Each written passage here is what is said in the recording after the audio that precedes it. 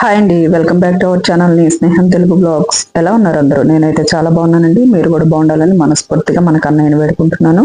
ఇవాళ పూజ చేస్తున్నప్పుడు కన్నయ్యని చూస్తుంటే నాకు కన్నయ్య కాశీ యాత్ర మీద చేసిన ఒక చిన్న చమత్కారపు కథ గుర్తొచ్చిందండి.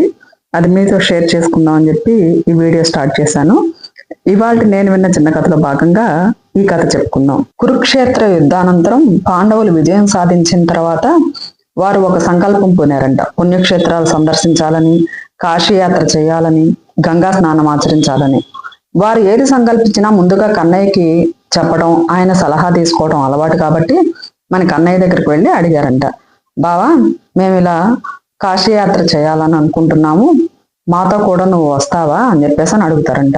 అప్పుడు కృష్ణయ్య అడిగారంట, ఇప్పుడు మీరు కాశీయాత్ర చేయాలని అనుకోవడానికి కారణం ఏంటి అని. పాండవులు చెప్పడం ప్రారంభించారంట. మేము కురుక్షేత్ర యుద్ధంలో చంపింది ముక్కు మోహం తెలియని సైనికులను మాత్రమే కాదు, తాతలని, తండ్రులని, గురువుల్ని, సోదరుల్ని, సోదర సమానుల్ని, ఆప్తుల్ని, మిత్రుల్ని అందరినీ కూడా కోల్పోయాము. మేము ఆ యుద్ధంలో భాగంగా వారిని సంహరించాల్సి వచ్చింది. మేమేమైనా పాపం చేసుంటే గనక ఆ పాపం పోవాలని పుణ్యక్షేత్రాలు సందర్శించాలని, కాశీయాత్ర చేయాలని, అక్కడ గంగా స్నానం ఆచరించాలని సంకల్పించాం బావా, మాతో కూడా నువ్వు వస్తావేమోనని వచ్చాము అని అడుగుతారట. అప్పుడు కృష్ణయ్య చెప్తారంట, ఇంత హఠాత్తుగా అంటే నాకు కుదరకపోవచ్చు, పోనీ నా తరపున నేను వచ్చినా ఒకటే, నేను నా తరపున ఈ దోసకాయని తీసుకువెళ్ళండి.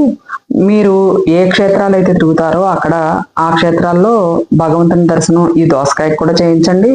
మీరు ఏ పుణ్య నదుల్లో స్నానం ఆచరించారో ఆ నదుల్లో ఈ దోసకాయని ముంచండి, తీసుకురండి. తీసుకొచ్చిన తర్వాత అన్న సమారాధన చేస్తారు కదా, అప్పుడు అందరికి భోజనాలు వండి పెట్టేటప్పుడు ఈ దోసకాయతో కూడా ఒక పదార్థం వండి పెట్టండి అని చెప్తారంట పాండవులకి. సరే, పాండవులు ఒకరి మొహం ఒకళ్ళు చూసుకుంటూ ఇదేంటి దోసకాయని తీసుకెళ్ళటం ఏంటి, పుణ్య స్నానాలు చేయించడం ఏంటి, మళ్ళా దాన్ని ఒక పదార్థంగా వండి పెట్టడం ఏంటి అని అనుకుంటారంట.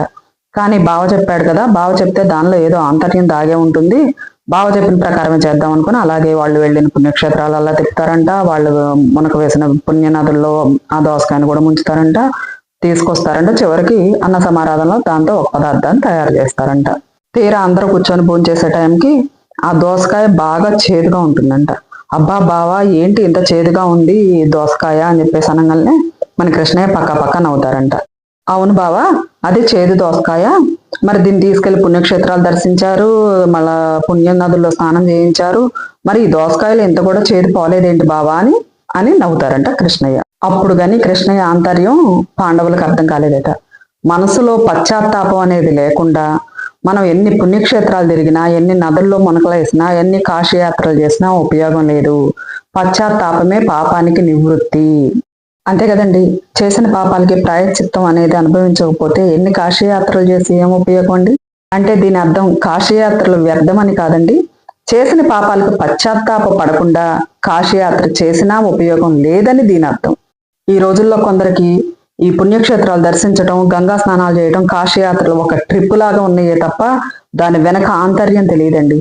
అలాంటి వాటి గురించి ఎంత చక్కగా, ఎంత చమత్కారంగా మన కన్నయ్య ఈ కథ చెప్పారో కదా అని అనిపించిందండి. నాకు చాలా నవ్వొచ్చింది ఈ కథను తలుచుకొని. నాకు ఎందుకో ఈరోజు ఆ కథ గుర్తొచ్చింది.